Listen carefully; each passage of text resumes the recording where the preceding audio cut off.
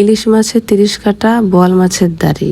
আর বাকি পরের 2 লাইন যারা যারা জানেন অবশ্যই কমেন্টের মাধ্যমে রিপ্লাই দিয়ে দেন। হ্যালো ভিউয়ার্স, আসসালামু আলাইকুম। সবাই কেমন আছেন? সময়টা ছিল সেহরির সময়, রাত 3টা থেকে 3:30 এরকম একটা সময়।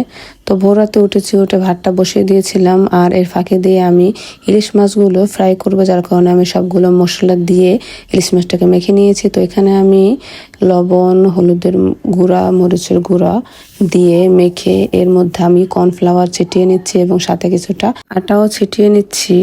তো বাড়িতে ইলিশ মাছ আনা হয়েছিল, এখন ভাবছি যে কিভাবে ইলিশ মাছটাকে খাবো। তো ইলিশ মাছের ফ্রাই কিন্তু খেতে খুবই মজা হয়। আর ইলিশ মাছ ভুনা বা তরকারি সচরাচর কিন্তু আমরা খেয়েই থাকি, তো ফ্রাইটা তেমন একটা খাওয়া হয় না। তো ভাবতে ভাবতে শেষে ফ্রাই খেলাম। ইলিশ মাছ এমন একটা মাছ যেটা আপনি যেভাবে রান্না করেন না কেন সেভাবেই কিন্তু সেই স্বাদ হয়। তো এই তো আমি সবগুলো মশলা দিয়ে তেলটা ছড়িয়ে নিয়েছি। এখন আমি একটা একটা মাছগুলো ছেড়ে দিচ্ছি। আর এদিকটায় আমি কিন্তু মাছটা ফ্রাই করার আগে কতগুলো পেঁয়াজ বেরেস্তা করে নিয়েছি ফ্রাইয়ের সাথে খাবো বলে। তো এখানে আমি কিন্তু ইলিশ মাছ ছাড়াও আরও 2টো কার্পো মাছের পিসও ছিল। তো সবকিছু আমি একসাথে করেই ফ্রাই করে নিচ্ছি। আর গরম গরম ভাতের সাথে এই গরম গরম ফ্রাই খেতে কিন্তু সেই স্বাদ লেগেছে, সেই মজা হয়েছে। তো এই তো আমি মাছগুলোকে উল্টিয়ে পাল্টিয়ে নিচ্ছি। আমি হালকা আছে, একেবারে মিডিয়াম আছে মাছগুলোকে ভেজে নিচ্ছি। মাছগুলো কিন্তু দেখা যায় হয়ে গিয়েছে, আসলে কিন্তু ভিতর দিয়ে হয়নি, ভিতরে কিন্তু ঠিক নরমটাই ছিল আর উপর দিয়েই ক্রিস্পি হয়ে গেছে।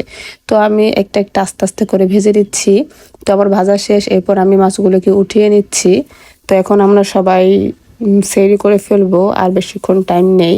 তো এদিকটায় আমি মাছের ভর্তা, রুই মাছের ভর্তা, ইলিশ মাছ ফ্রাই এবং এখানে ছিল টমেটোর একটা চাটনি। তো সবগুলো একসাথে নিয়ে আমি প্লেটটা সাজিয়ে নিয়েছি। আর যেহেতু আমার শরীরটা অনেক খারাপ ছিল, সব ঝাল ঝাল করে তৈরি করে খেতে বসে গেলাম। তো আপনাদের কাছে ভিডিওটি ভালো লাগলে অবশ্যই শেয়ার করে দিবেন। আল্লাহ হাফেজ।